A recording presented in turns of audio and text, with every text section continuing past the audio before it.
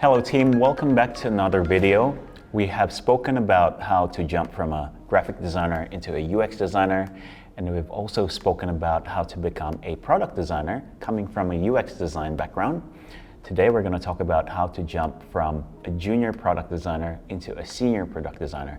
And I hope somewhere along the way you'll find some clarity and you'll find out about the things that you wanted to do or what suits you best. Because I'm not saying that one is better than the other, but one is definitely better for you as opposed to some of the other ones. So it's for you to decide and for you to consider. If you're not sure at all, just give it a taste, because ultimately you're a designer, you can actually do all of these things.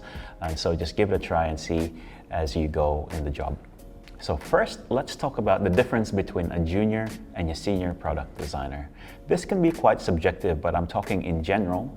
When it comes to experience, a junior is either a fresh graduate or have been in the job for about 1 to 2 years. So it might be a case where you started off as a graphic designer or a UX designer, and then you wanted to apply for a product design job, but they don't see you having the experience and you can be considered as a junior. So it really depends on the employer and the type of portfolio that you bring into the table. You could really say that you're a senior product designer, but without the experience and proof and the industry experience is what I'm talking about specifically. Some employers might see you being more of a junior or a mid even. So just take that into consideration. And what a junior means oftentimes is that you need some guidance or a level of mentorship around you. When it comes to the mid designer, as a product designer is what we're talking about here. Generally speaking, we're talking about 3 to 5 years experience at the very least. You had the experience working on multiple products, maybe lack the depth and the breadth that a senior designer would bring into the table.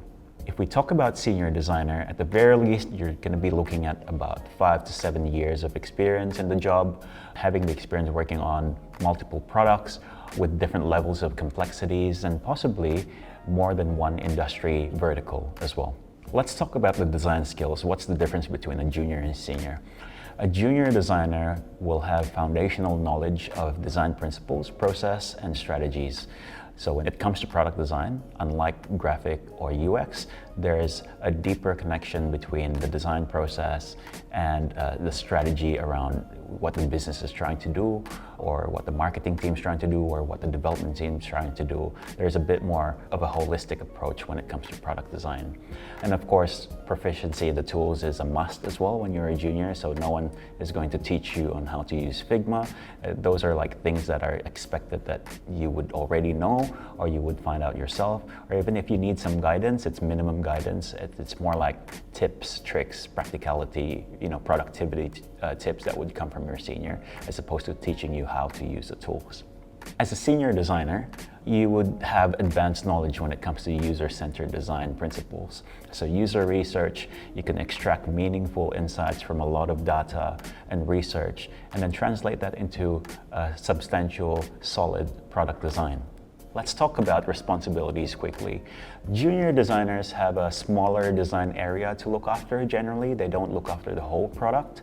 They might look after a component, a section, a page if you may, or maybe a flow. So something a little bit smaller when it comes to the context of the design project itself. They might be designing under the guidance of a senior designer as well. That's very common. So you would do, your solution, you would come up with a design solution and then work with a senior designer to validate it, to make sure that it is fit for purpose. A senior designer would have a greater sense of responsibility that comes with the role, because they'll be dealing with more complex problems, or they might even handle a big project by themselves, leading a few junior designers, or working with a lead product designer, which is something else that I can talk about later on. But as a senior designer in principle, you're mentoring junior designers. If you have a team working under you, you are making design decisions, and you're involved in the product strategy more, as well as understanding the roadmap. So you have a bigger overarching view across the whole product strategy as opposed to design only. Now let's talk about opportunities for leadership. When it comes to junior designers, you're learning to communicate ideas effectively, which is going to be very important as you scale up in your role. You are learning how to collaborate with different team members. Being a good team player, being part of the team is an important one. And you're understanding the team dynamics, and oftentimes it comes with office politics too. As a senior designer, you're leading a design discussion collaborating and potentially facilitating, ideation or arguments that are constructive or designed in a constructive way. You are also able to lay out your points onto the table and influence other people. So those are the type of leadership aspects that are oftentimes required from a senior designer, is being able to navigate all of those points. In terms of responsibility in the strategy itself, a junior designer typically has a little say in product strategy, not to discourage you, but it's because there's more risk in getting a junior designer to decide on something as opposed to a senior designer. So that just comes without saying. But over time, as you learn the ropes, then you'll be able to make more decisions when it comes to strategy. And that comes with your understanding of the business, marketing goals, technical goals, and whatnot. And oftentimes, that doesn't come natural to junior designers. It's something that you require time to learn all of those things and understanding, and therefore you just need more time before you get there. Senior designers, on the other hand, would have had that experience and exposure to the different aspects of the business. So as one of the key decision makers, as a matter of fact, in the product design strategy, the roadmap, the vision, and aligning it with business and marketing goals, senior designers have an important role to play in the end-to-end process of the product launch. So you might be wondering, what makes a good senior designer then? And you won't be surprised that you will find so many senior designers and lead designers out there, but not all of them are good, I can tell you that. So in my view, good senior designers have an advanced skill of the tools and the process. Good understanding of what the process is, being backed up with the tools that they're using could really make them a good senior designer. So when I talk about the process, it's really the principles that I've spoken about over and over again, which is user-centered design, UX research, understanding design system, and being able to apply all of those into practice to create a sophisticated product. Another skill that I think makes a good product designer is a good senior product designer, as a matter of fact, is strategic thinking. And to some people it comes natural, to others you need more time to learn and get used to it and make that into a habit. But being able to contribute in a product strategy is oftentimes a value that is very much big when it comes to you becoming a senior product designer. So understanding the business goals, the user needs, and the current market environment, trends, the landscape, all of that comes natural to a good senior product designer.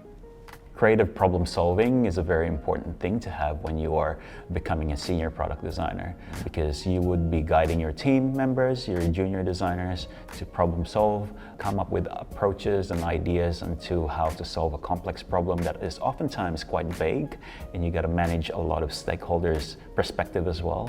And making that simple and elegant is not an easy thing to do, but that's what a good senior designer can do. Having the soft skills of being able to communicate and collaborate with others is an important thing to have as a senior designer, because you'll be working in cross-functional teams like marketing, management, technical or engineering, and sometimes clients as well, or even the customers. And therefore, being able to manage all of that in your process is an important one to have as a good senior designer. You also need to have a high-level attention to detail and be able to spot mistakes that are made, or oftentimes be able to demonstrate negative implications between the different options. Because when you come up with approaches and solutions as a product designer, you may have 1, 2, 3 different approaches to the problem, and being able to justify what the pros and cons are between options is actually an important skill to have as well as a senior designer. You may or may have not heard about design systems, but if you have, then that's great. But design systems is an important thing. It's really understanding the patterns, be able to create, improve, and contribute to design systems and patterns is actually a good skill to have as a senior product designer. You may not be responsible for the implementation of it, but understanding the principles and how to use them and how to apply them into the practice is an important one, because then you can advocate for the best practice within your organization. One of the biggest challenges in a fast-paced environment, depending on where you work, is being able to adapt and be open about it, because oftentimes it disrupts your flow. So as a designer, changes will happen within the organization, whether it's like a different feature that gets prioritized or a decision that was made by one of the senior management or stakeholder that really changes the workflow that you're currently on. And so being a good senior designer means you're able to adapt and be nimble and be flexible in changes like that, and be able to manage that internally, whether that's with your team members, the different stakeholders, and know how to reprioritize very, very quickly and adapt to it.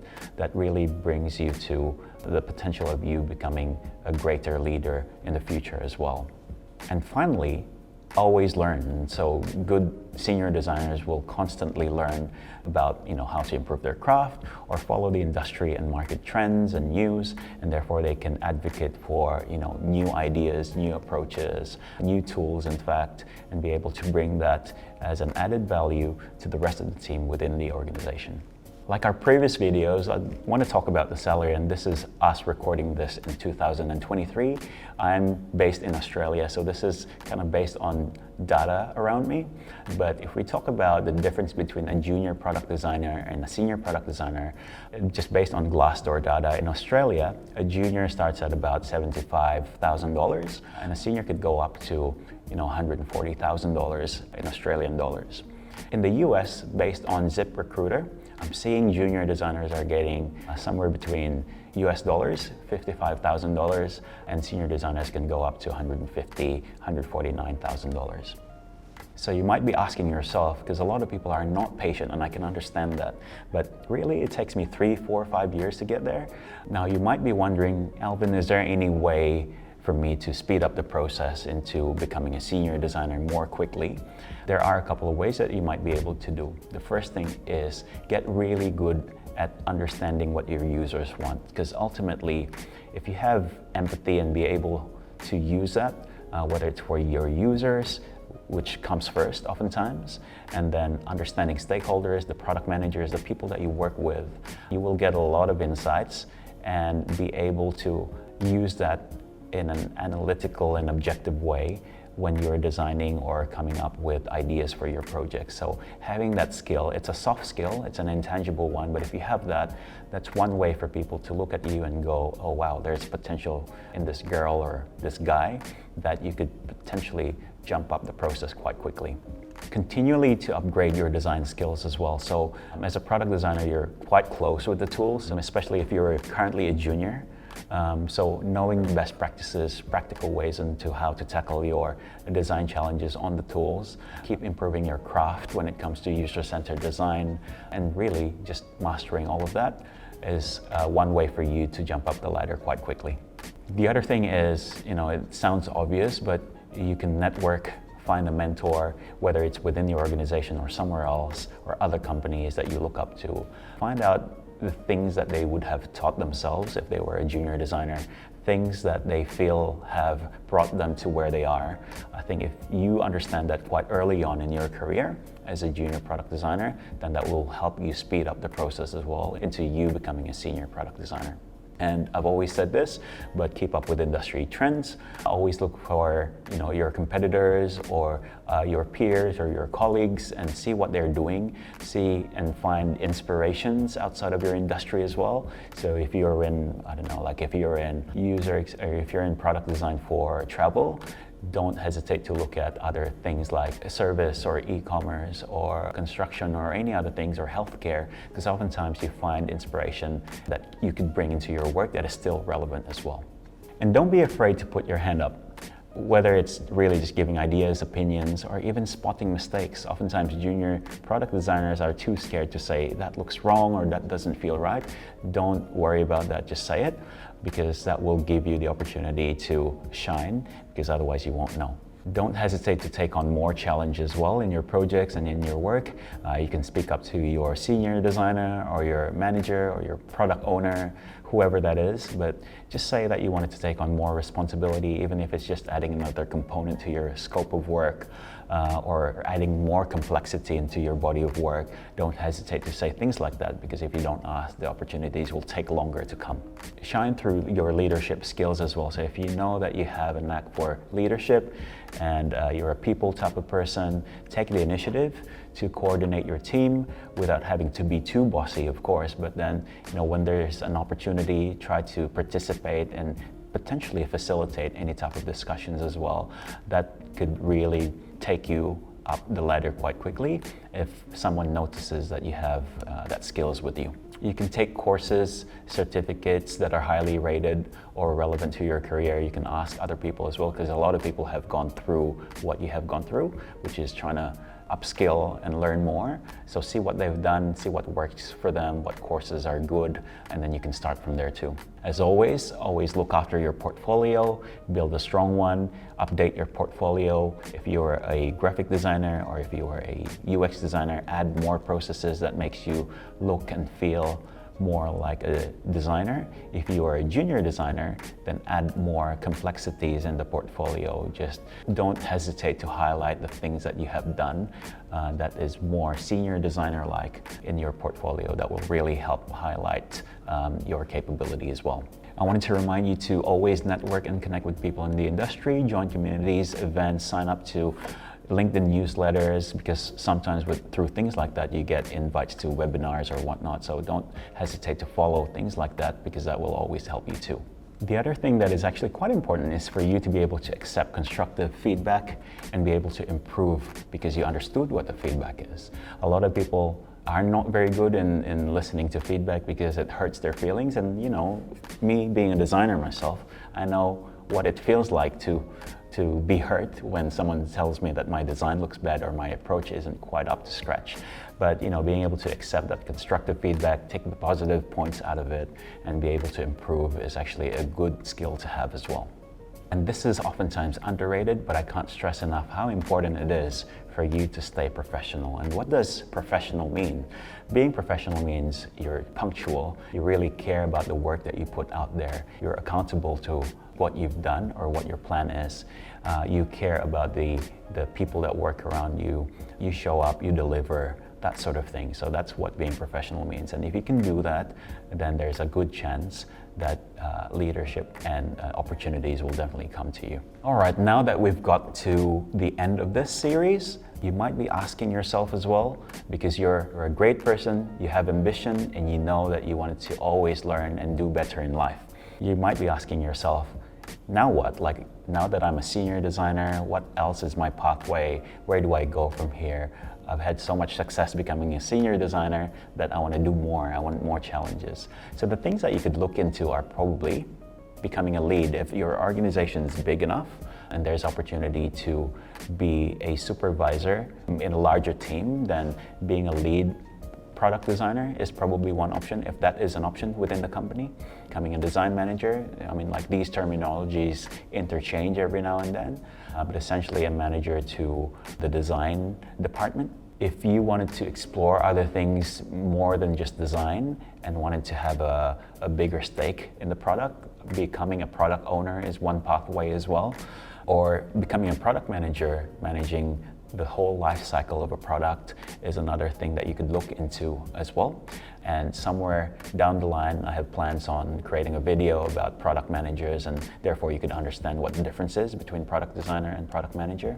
In larger organizations, there are roles like design director or head of design. You can look into things like that as well. Now, just keep in mind, design director can mean so many different things, because when you come from a traditional graphic design or branding design agency background, design director might mean something else that is not quite at the top. But head of design is a common thing when it comes to digital products.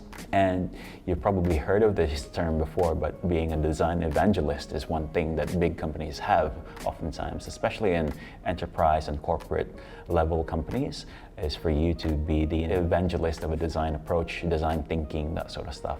And sometimes there is a role around that. Or you know what, you probably wanted to start your own thing, like a design consultancy or even becoming an entrepreneur, starting your own product, then feel free to do that. I mean, you've made products for others, you've designed products for others, you understand users and customers. Perhaps you have an idea yourself that you wanted to pursue, but you've been holding back. Think about that. There's no problem trying, and if you fail, that's completely fine. You can always get back to becoming a senior designer or even a lead product designer. So if you have an idea, I would encourage you to pursue it if you are able to take the risk in doing that. Anyway, good luck with it, and I hope this has been helpful. Please subscribe and continue to follow our channels. I hope that all of the content that we've been posting are helpful. I mean, I'm encouraged to come back and do more videos for you guys because of all of the comments that I've been reading, and I'm very, very happy to learn that you know, some of the contents that we produce have brought a lot of value in your lives, and that made my day. Okay, thank you guys.